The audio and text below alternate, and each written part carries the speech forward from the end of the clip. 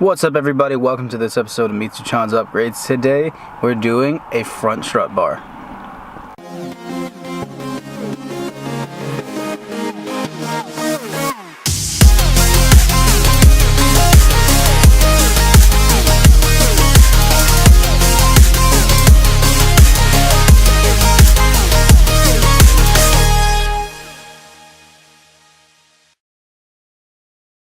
Now, to further explain what a front strut bar does, let me at least show you what it is.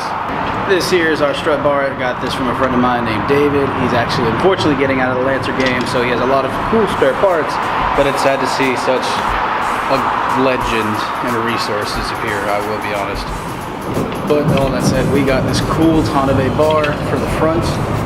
All this really does is it helps stiffen up the frame. Like, I'm trying to push on it and it's just not going anywhere. This makes it so that when you corner, you can corner harder, faster, and more consistently while maintaining grip on the ground. So for tools, your toolbox is actually going to be really slim for this project.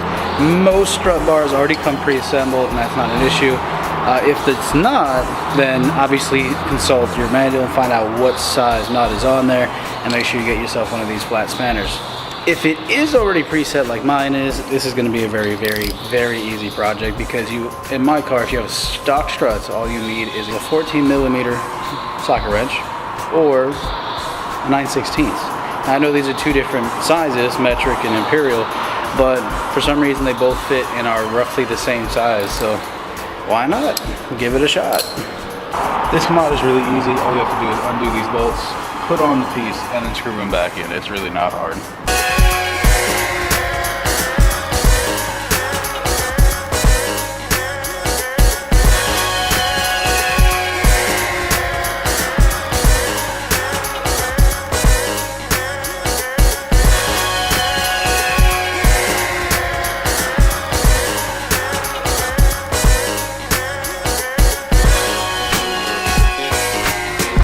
And that's really all there is to it, guys. It's just undoing bolts, putting the piece on, and bolting it back on. It's truly one of the most bolt-on parts you could get, and it's going to extremely help me out as far as cornering, handling goes.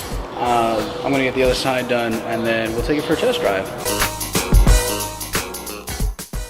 So we have had this new strut bar in the front of the car now for about a day, 2 days. And I gotta say, it makes a world of a difference. I've had a couple people ride in the car with me, and they're noticing how flat this car drives now. Especially in corners going at maybe 30 miles an hour, where normally you would hit that 10 or 20.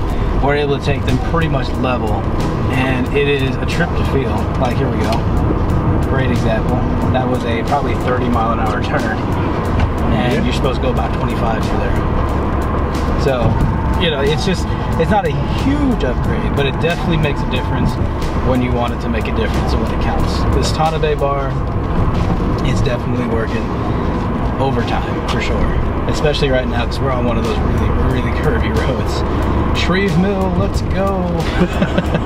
All in all, this is probably one of the easiest mods you could ever do. I mentioned this earlier in the video, and it has definitely made the ride better.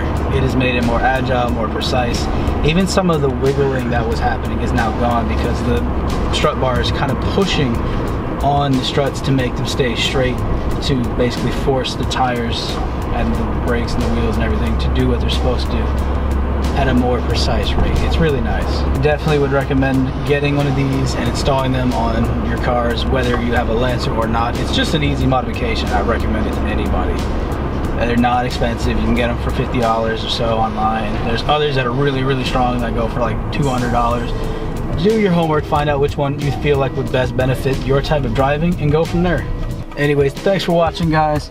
Thanks for tuning in. Like and subscribe for more car rant content and MITSU-CHAN'S upgrades. We have more content coming up along the way, so stay tuned for that. We're going to install the rear strut bar here pretty soon because we got these as a pair, so why not?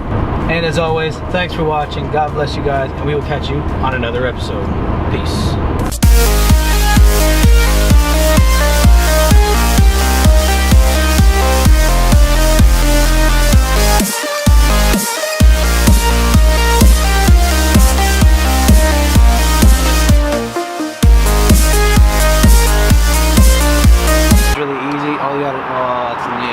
Stupid bird. Man, that's trying needs to move, it's so loud. 14 inch or